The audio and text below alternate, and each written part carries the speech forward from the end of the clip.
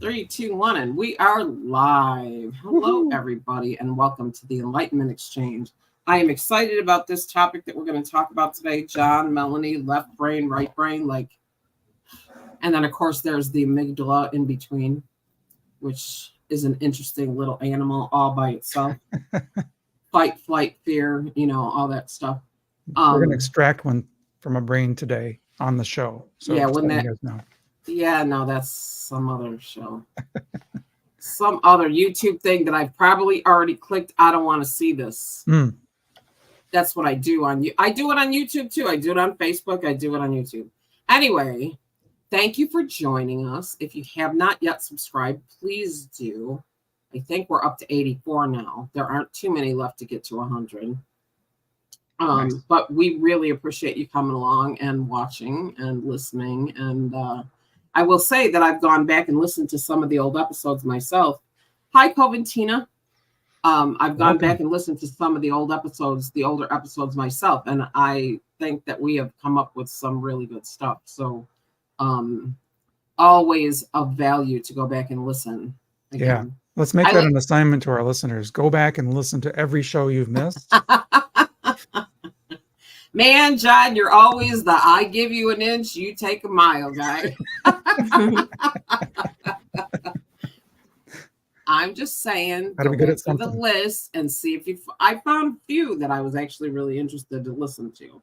Cool. So I have a Bluetooth speaker in my pool. So that's a good idea. I listen to it while I vacuum. Huh, cool. Yeah, it's fun. Anyway, it's right here. It looks like a spaceship. Wow, and it's like crystalline. And it lights up too, but it'll connect to the Bluetooth. Who knows what will happen if I do that? So anyway, okay. So left brain, right brain. What an interesting topic that I hadn't really given a lot of thought to. However, I had a reading with, dare I say who? I think you can say that. I think I can say it. With Radley Valentine. First of all, congrats on that. Coventina has said she's probably listened most of to. them. Yeah. Okay. But okay, congrats. However, I paid for it. Like I didn't, Sure. It was a fair energy exchange. I paid for it, and it was well worth it. I happened to be in a group that where he does offer now and then, individual sessions, and I was just fortunate enough to get one. So anyway, he's the first person in a reading who's ever pointed out to me, Angie, you need to get out of your left brain. And I was like, oh, that makes so much sense. I spent 25 years working with my left brain, and sometimes I would wonder why the struggle, the creative struggle when I was trying to create or do anything in Canva or, put together a program or whatever. And I was like, oh, wow. I mean, you never really think about it until you actually look at what the patterns are and what's happening. And it's now that he's pointed it out, it's almost like I can feel it switching. Oh, cool. Back and forth, So yeah. My plan is to really try to balance the two and see the impact. Now, with that said, there were some additional things that came through in this reading, and I'm very excited about what it's going to look like moving forward, because he encouraged me to really look at what it was that I was passionate about. And I realized that what I've been putting out, not what I've been putting out there, like my meditations, but what I've been trying to create, these programs and everything, just not what I want to do. I want to have fun. Oh. I want it to be fun. I don't want it to be hard. I say this all the time. Yeah, all the time. But how does that play out? So right now, I am working on a murder mystery. Faith and her disappearing self-confidence. Who murdered Faith's self-confidence? I've got suspects. Yep. I mean, I love it. Edgar Ego, and I mean, it's going to be so good. I don't want to say too much until I'm still it's a lot to think about. Like it right. really is going to.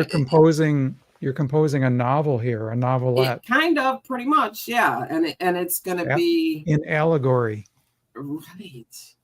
And then the people go through, they figure it out, who's their suspect, and then using affirmations and meditations and other tools, they sentence the suspect to like retribution, or what's that other word?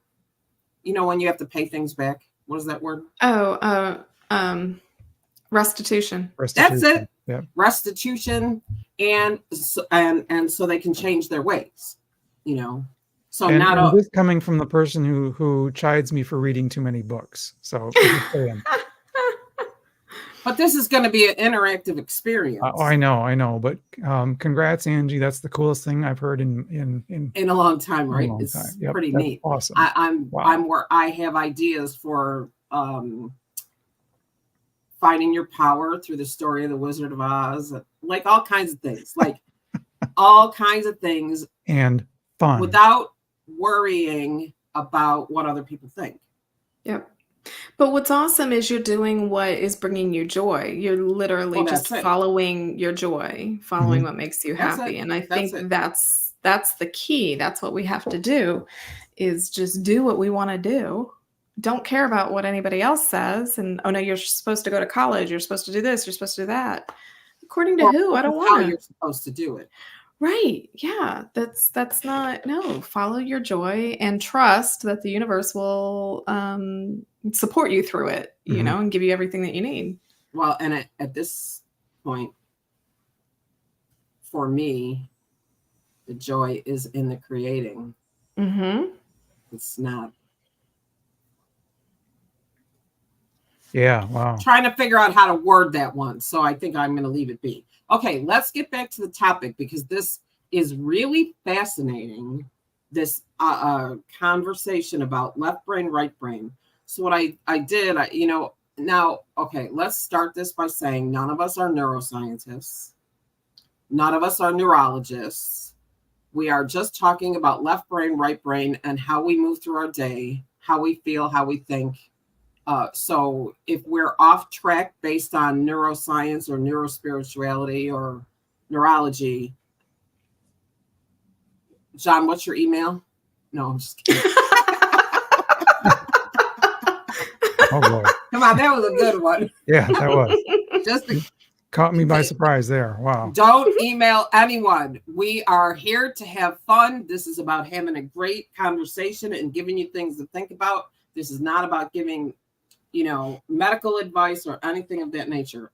But if we're talking about left brain, right brain, brain imbalance, the imbalance between the two. So the effects of the imbalance could be overemphasis on logic and analysis, suppression of creativity and intuition, increased stress and anxiety.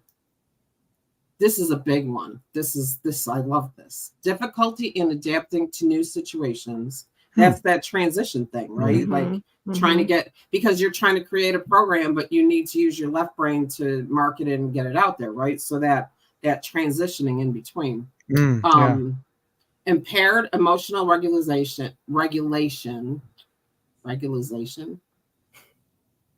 reduced problem solving abilities.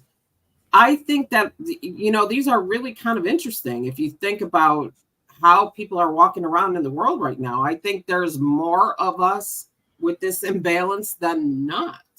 I think there's a lot of people that are severely unbalanced one way or the other. The people that are all about, it's got to be logical, it's got to be this way, it's got to be, and have no creative or intuition in kind of feeling, the depth of something. And likewise, there's some pretty kooky creative people that are having trouble balancing their checkbook. But that's not really, but that is an example. No, but that's a legit, because I can't tell you over the years how many spiritual entrepreneurs I've run across in my endeavors that are in trouble with the IRS. because, where are your books? Let's see your books. Do you have a profit and loss statement? What's that? I mean, I asked somebody for a P&L, and she was trying to figure out what those initials were. P and L. Yeah. Profit and loss. Not and PNL. Oh, PNL. Yeah. Right. I don't know what that is. Like, no, it's P. Penelope Natalie Lopez. I don't know. I mean, it was like, so I think it's, John, you and I were talking about this when we were talking about getting into this conversation. When I first started this work and I was doing yoga at the Crystal Shop downtown Crystal Lake, and at the end, we had this amazing yoga teacher, Yoga Dan. And at the end, for the meditation at the end, Savasana, he would play music or the gong, and he played this piece. I've told you about it. It's a binaural piece, probably the best meditation music for meditation and relaxation. And I remembered that when I was at the height of my creativity, creating all those programs and creating all that stuff that I have, put on the back burner, I was listening to that music every day. Every day for half an hour, I would sit with my eyes shut, listening to that music, meditating to see what will come through. And I can't tell you the last time I actually did that with any kind of regularity. And I think you mentioned that it was a similar thing for you. Very similar. I know I have received amazing, meditation experiences when I use that. And then for some reason, I just got busy and I wasn't doing it. So as of this week, Monday, I've been doing it every day. And are you noticing anything? Oh man, certainly in dreams. Like, holy cow, they're like walking around, or it's cool. It's very cool. But then, and also just like, I think for some reason I'm more efficient, or just more I get closure with stuff more quickly. I don't ruminate or I don't waste time. I mean, I don't waste time when I'm in a better balance. Well, because you don't struggle, right? Mm-hmm. No matter which one you're doing, you're not struggling. That's true. For me, that's the time meter, is the struggle. Like sitting in Canva and looking at it going, right. Now what? because there's other times I can go in and create 30 social media posts in 20 minutes. Right. Without a problem. And then, it's interesting how that works. How about you, Melanie? Do you have experience with binaural? Well, yeah, there's definitely days where I'm like more left-brained. I'm more left-brained is the logical one, right? Like right. Yeah. I'm more left-brained when I'm like, okay, I'm going to pay all my bills and I'm going to do this marketing. I'm going to do my content for the next month and I'm going to do this. And then there's other times where I'm like, I wouldn't be able to do that. All I want to do is go and create a website or do some Canva or something. I want to be creative. And I've kind of just gone with the flow and listened to where my brain is and where my soul is for that day. And it's like, am I going to do this? No, I'm feeling more creative today. So I'll do something creative. And then I'm not forcing anything. I don't necessarily try to balance it, though. Sometimes you have deadlines. Sometimes you need to, you have time constraints. You need to accomplish things. So I one of the questions I asked was, what is the benefit of meditation with binaural music? And it can be highly beneficial in combining left and right brain functions. Here are the key benefits: enhanced brainwave synchronization, improve focus and relaxation. Mm-hmm. Right? That's reduce cool. Stress, right? Reduce stress and anxiety, enhance creativity and problem solving. So I think that's kind of what you're talking about, John. Yeah. Balanced emotional and logical processing. Boy, so many of us could benefit from this, right? True. And then increase mindfulness and presence. I notice also that it is a part of my energetic balance that keeps me less reactive. I've been wondering why, even though my energy is balanced, I've been more reactive lately. And I believe this is part of why. So I'm going to jump on the bandwagon with you, John, and I'm going to start it and see how it goes. Yeah. And see how it goes. So I love binaural beats. I listen to them when I go to bed at night. Whenever I have a headache, I have a specific track that I listen to, and there's just something about them that helps with my headache. And there's this, I don't remember the name of it, but it's some kind of a neurological like process. And you close your eyes and you imagine like you put your focus like on your crown and then your eyes and then this, and then it's like, okay, now put your focus on your right shoulder. And then you just kind of go like shoulder, elbow, wrist, and then each finger and all of that. And then you go to the other side and it balances the brain, they say. I don't know what it's called, but that helps when I have a headache too. So it's almost like sometimes my headaches are when my brain isn't balanced. Again, I'm not a neuroscientist. This is just my experience. No, I'm going to try it next time. That has never occurred to me that could be possible. And and when I do that, and you go down your entire body, then your left shoulder, your right shoulder, your left shoulder, your left chest, and your chest, and then your left hip, your right hip, your left knee, thigh, everything. And I don't know what it is, but it balances things somehow. That's cool. I don't know. I don't know if we can quick mention a place that has lots of binaural music. Hemisync is a place that has a lot of those kinds of binaural music and meditations. And I've gotten a couple, they sell both CD packs and also MP3 packs. And I've gotten a couple of MP3 packs from them. They've all been really, really good.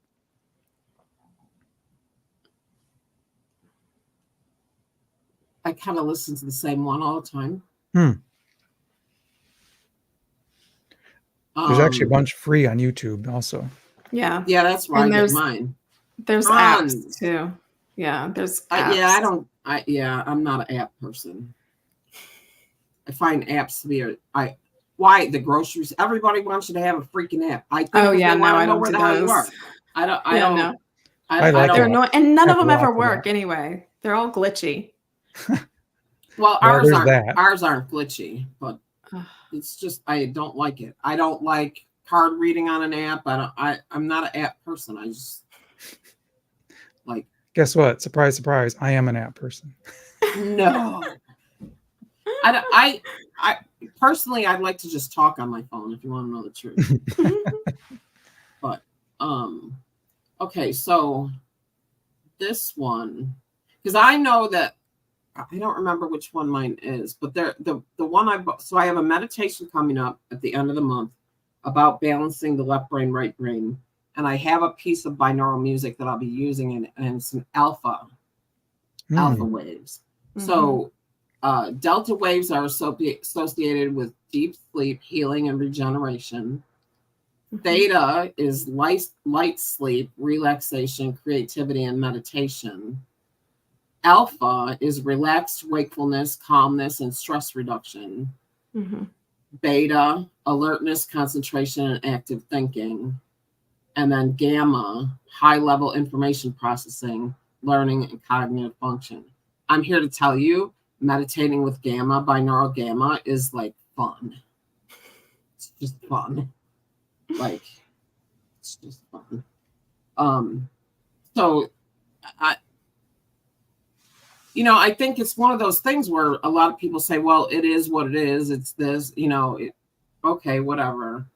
Is there really anything to this? But I believe there's enough science that has filtered into these conversations that, these types of brainwaves are proven and kind of what they control and their effect on the brain. Right. I think is proven, right? We talk a lot about very metaphysical and esoteric topics here. This is hardcore science right here. I mean, this is not debatable. This is actually shown through, neuroscience that yes, this works, and it's exactly as you say. It does produce calming effects. It really does. I mean, I know and here's one of the reasons why I listen to the same piece. Every time I listen to the same piece, that same, I think it's Stephen Halpern, probably the best music for meditation and relaxation. When that turns on, even still, even though it's been a long time, my body goes, oh, I get it. Time to check out. Nice. And I believe, and when I, to my clients, when I work with clients, I always recommend, if you're going to pick a piece, find one. Oh, this is it. Yeah, that's a good thing. That's a good one too. Find one, and then do it for 7 or 14, even 21 days, over and over, so you can start developing that response. Because, I mean, ultimately, I think we'd all love to be able to get into sort of that meditative state more quickly. And I know there's science behind what's happening. Your parasympathetic nervous system is calming down and what have you. But, oh man, that other thought just left. I was like, oh, that's good, I'll get to it. No, it's gone. That's what happens when you listen to what they're saying. So, while you're thinking of it, I'm going to do a shameless plug. So I write music as a hobby, and I've written a couple binaural beats songs. Oh, cool. Yeah. One is called Less. Maybe we can put the link in the description. It's over on SoundCloud. Just put it in the comments. All right, I'll do it. I'll throw it there right now. Yeah, you can do it right now. I don't know where it went. I hate when they go.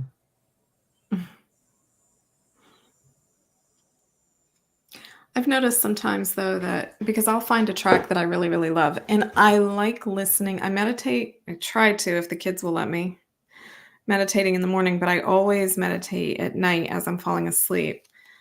And I've noticed that if for whatever reason I don't, I have a harder time falling asleep. But if I do use them, it's like I'm out like that, and I have better dreams. Yeah. But I've also noticed that if I find one that I love and I listen to it for 21, 28 days, it's almost like it loses its effect on me and my brain starts thinking, and it doesn't. And so then I'm like, okay, I got to summarize the day. Because if I don't listen to those, I start thinking about what I did wrong or what I did right during the day or what I'm going to do tomorrow and things like that.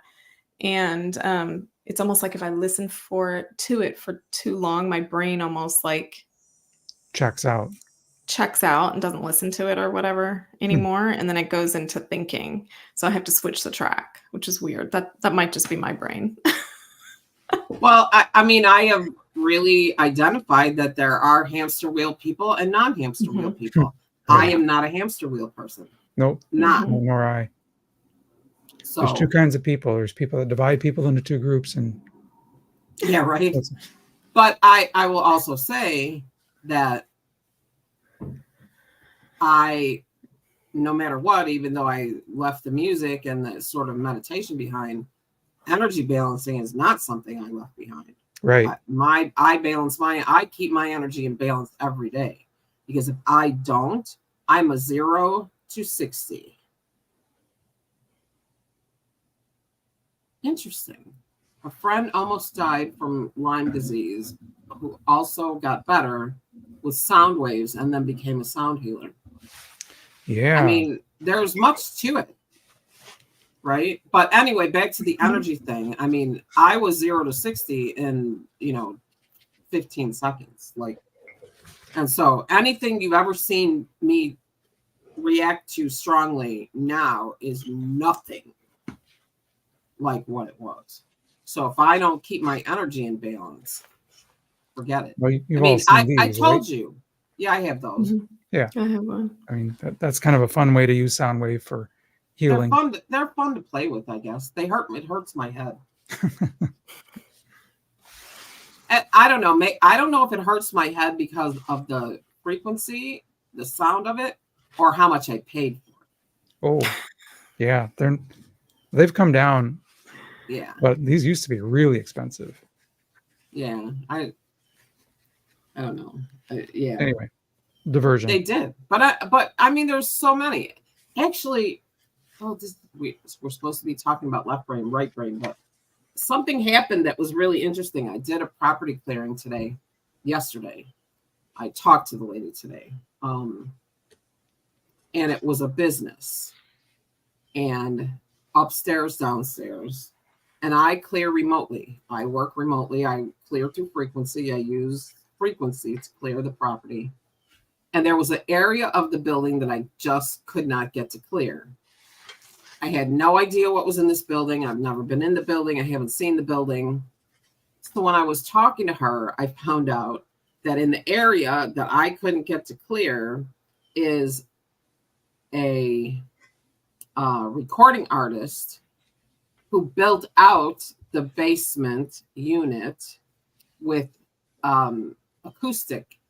What do you call that? Sound? Yeah, acoustic. Soundproofing. Yeah. Yep. I could not get through the soundproofing. Can you imagine? I couldn't get through the soundproofing. I mean, I was using. How interesting. Right? I used frequency, and the frequency, I couldn't get through the soundproofing. I thought that was kind of funny, but I didn't go inside because I just didn't go inside because I was like, well, whatever, I'm blocked. And then I find out, and then it turns out that he was renting that space, so I wouldn't have gone in there anyway. So it kind of was a good thing.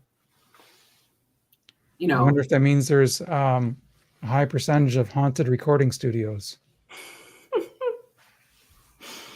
You know how I feel about haunting. But I do. Okay.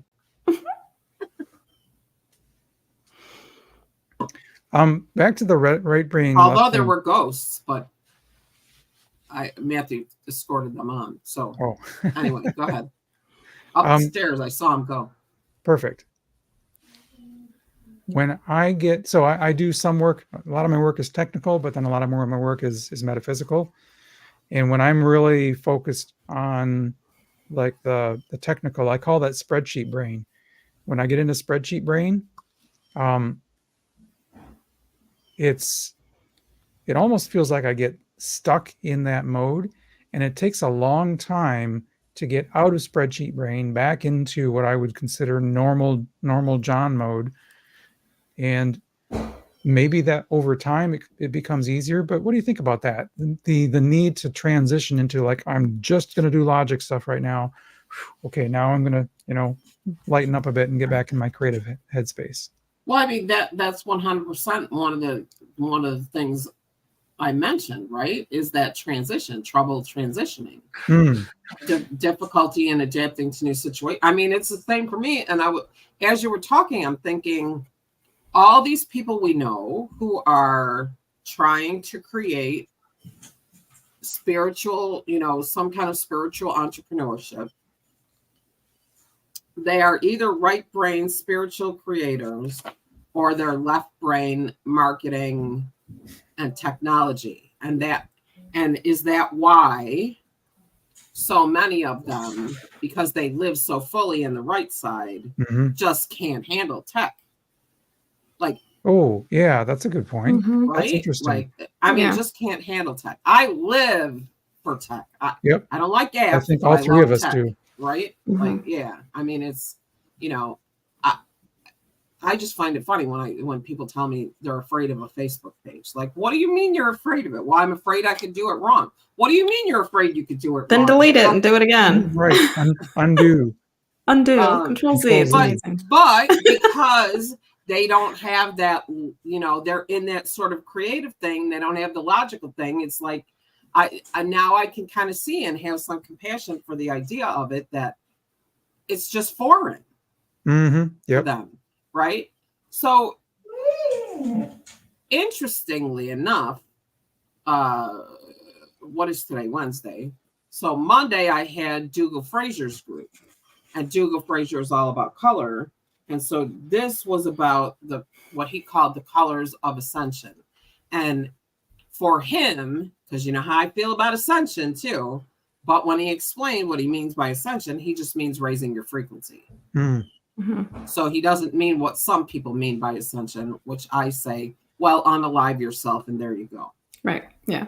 But anyway, so he actually has a color associated with that easier transition. Okay. And you use that color. And I would say what the color is, but I'm planning to use it in my event at the end of the month. So I'm going to wait until after that, and then I will spill the beans. Okay. And all you need to do is send me the hex code for the color. There is no hex code for this one. There is no hex code for it. It's off the charts. Yeah, it's kind of off the charts. So, but anyway, so, you know, if you want to know what it feels like, y'all can sign up. That's all I'm saying. It's on my Facebook page, Angie ZX2H. The ZX2H method, which very much might go away because I find that to be very left-brained. And I'm fighting with it. So, anyway, what are some other things people could do to actually help them, you know, gain that balance? So binaural music. I figured out, like, I was working on something and I turned on that music in the background and just had it on the headphones. You have to do if you're going to use headphones, you have to use binaural with both. Right. Just to remind a person. It doesn't really work if you just have it on like your phone playing off in the distance. You have to have the headphones. No. It's got to be headphones. Yep. Well, I don't do headphones ever. But you got earbuds. Headphones give me a headache. Headphones give me a bad headache. Okay. Yeah, I meant just. I don't know why though. It doesn't make any sense. But anyway, yeah, you have to have it going into both ears. So, I have a headband that I sleep with, and it has the headphones like in here. So, and I can I sleep on my side, so I just sleep and I hear the music, but it's going into both ears. Sweet. That sounds pretty cool. I love it. It was like $20 on Amazon. I loved it. Interesting. Yeah, because what I have the ear pods, if you're on this side, hurt my ears. Fall out. Yeah, right. What I do personally, because I was really, really struggling with, okay, I have to pay my bills, but I'm not feeling it. I'm not, and then it's like, I didn't start this business to work, right? I want to be happy in it. So and forcing myself to do something is not fun. It feels like work to me. So I understand. What I've kind of done, so then the stuff that I was needing to do wasn't getting done, the more left brain stuff. So what I did for myself, and I'm trying it this month, hopefully it'll work, is scheduling. Okay, this is the week that I'm doing more marketing and left brain stuff. And then the next week I'm going to do more creative stuff, create templates. Week by week? Yeah. And then week by week, so then it's if I'm feeling I want to be creative, it's okay, we've got that coming up. Right now we need to do this. We're going to have our creative time. So that kind of helps me with, I don't feel like I'm missing out on being creative or something that. And that's so left-brained, right? I know, right? Yeah. That's so spreadsheet brain. Yes. But it's also a coping mechanism. Yeah. Right? Exactly. And so whatever works, right? Right. Whatever works. And I had to be creative to come up with that. Absolutely. All right, you get a pass. I get a pass. And I'm going to be honest.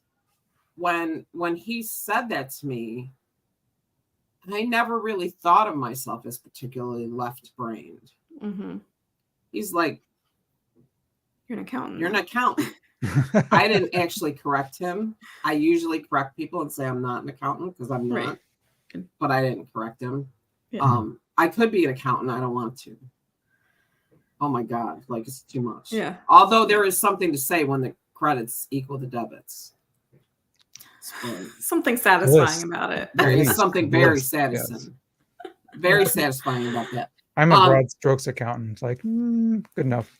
No. Yeah. See, that's not an accountant. There is no such thing as a broad strokes accountant. It's not funny. It's not funny. I don't know why, but it's not funny. Okay. I think it's funny. Numbers. You got to honor words. You have to honor numbers. Like, oh, okay. I'll take your point. You know, I heard that. You know, like, wait a minute. We go into all these, it's like Mercury retrograde. We're going to go off topic here for a second, and we're actually just about to run out of time even.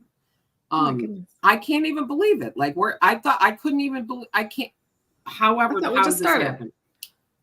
Anyway.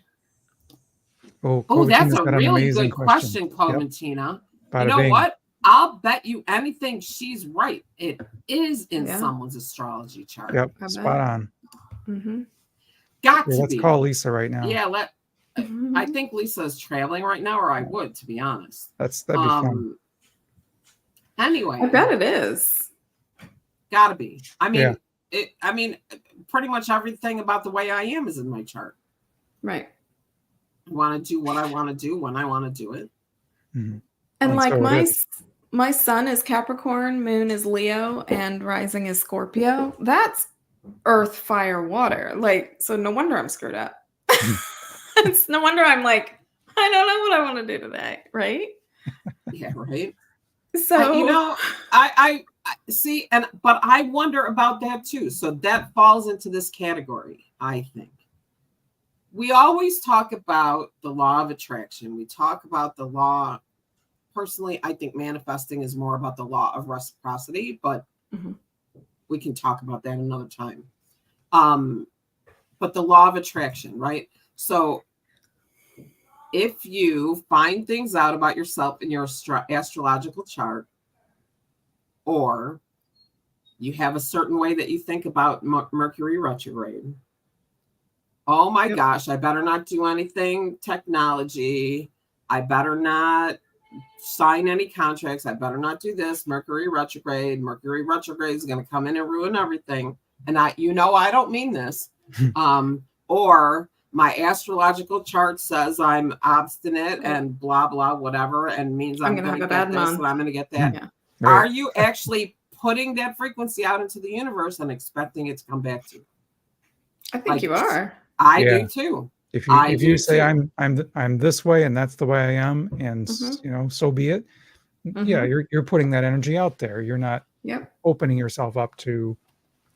And I am here to tell you that if people would get their own energy under control, Mercury retrograde would be far less impactful to them. I'm telling you, I used to set off train crossings. I used to knock out street lights. I used to change the channel in the radio without touching anything. My energy was so wacko out of control that I did all that. And then when I learned to keep my energy in balance, none of that happened anymore. Balanced energy is resilient energy. Resilient energy is non-reactive. It's just the way that it is. I think it goes a little bit to, and I'm not getting religious, I promise.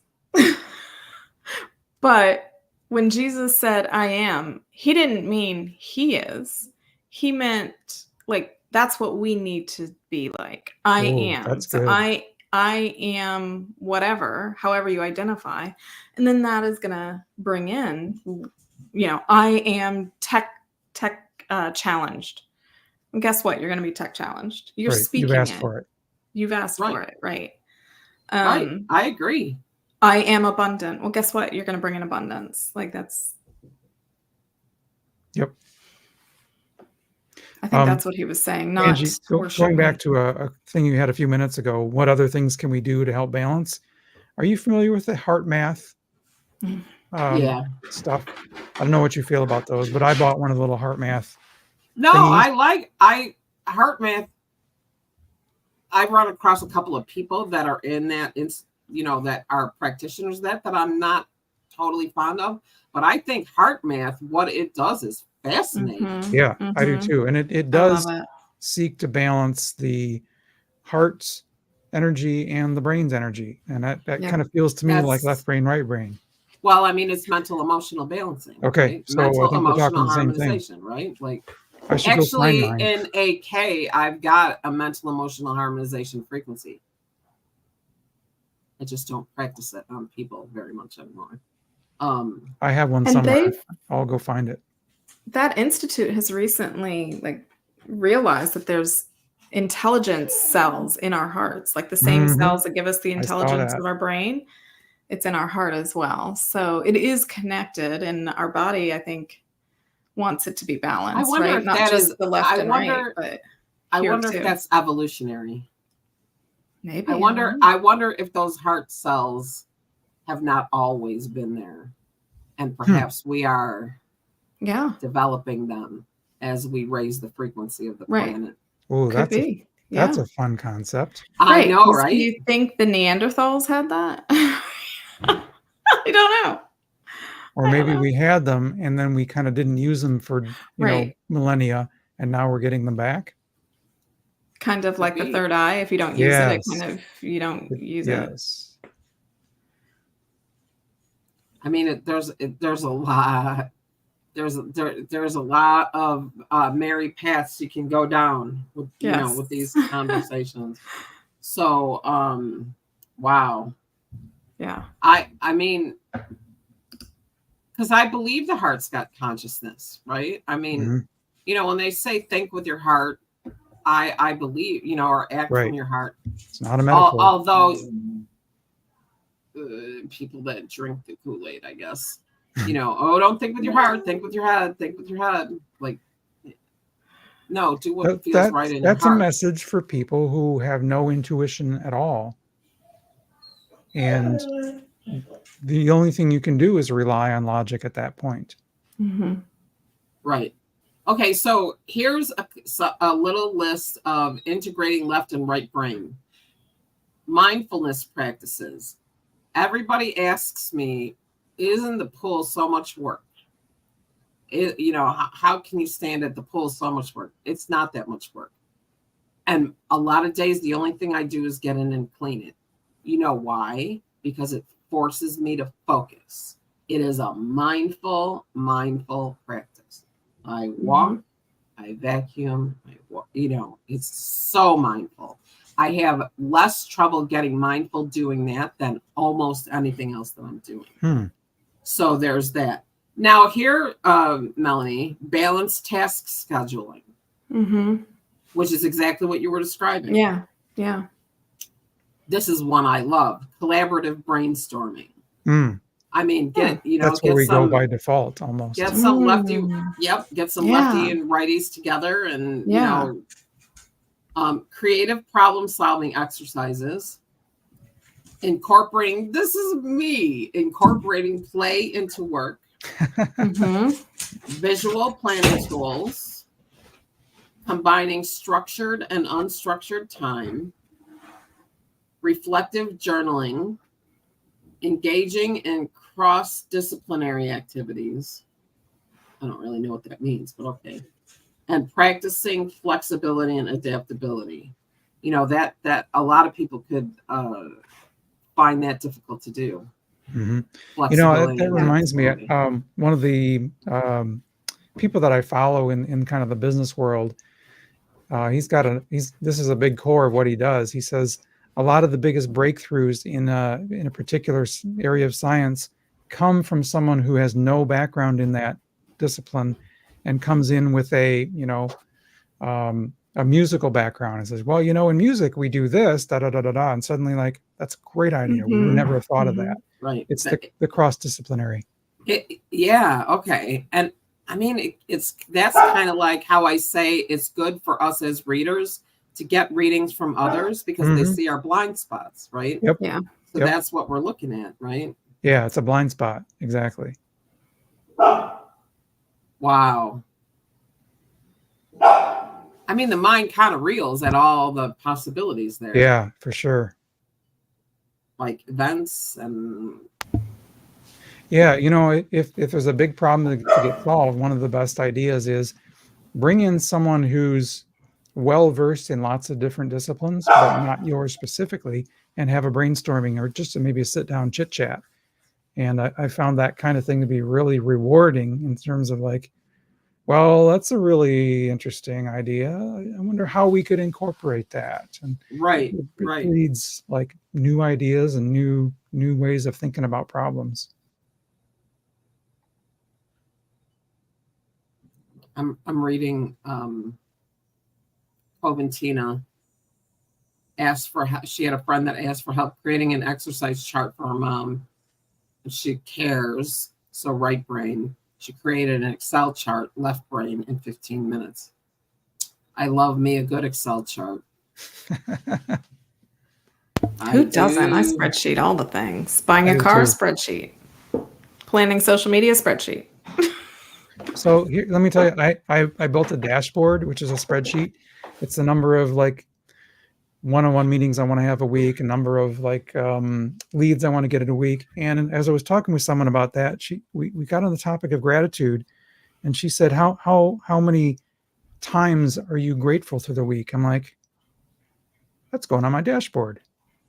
And it became part of my like, okay, not that I want to like check gratitude. No, but you realize, oh, I had a period of gratitude during my day twice today. Awesome. 2. And it's actually helped the spiritual side by having it on my left brain dashboard. It helps you be mindful, right? It does. It does. Those of us that are wired that way. That's a couple of them. That's mindful, and that's balanced task scheduling. Collaborating. Like you were more left brain, she was more right brain. Yeah, exactly. Right? So you collaborated. Yep. Yeah. Oh, that was the other thing. You told me to collaborate with myself. Left brain, right brain. Oh, cool. That was a good one. That is a good one. Go back and listen again. Yeah. Collaborate with yourself. Mm-hmm. You could ask the question, how would my logical brain solve this problem?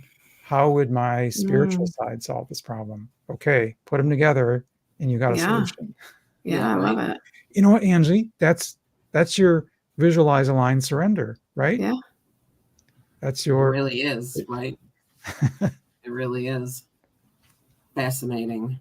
It's so many things have been coming through about left brain, right brain, and I'm going to leave it at that for now. Fabulous. This is very inspiring. This is a very inspiring conversation. Yeah, this was fun. This was really fun. So I think I'm gonna take John. I'm gonna take you up on the idea of listening to going back to my binaural music, and then I think I'm gonna take it a step further and see if I can pick out some pieces that have different brain waves. I'm gonna find me a gamma piece because, well, that's just fun. I mean, it's just fun. Like, I forget it's fun. Like, I have fun playing in the energy. It's fun.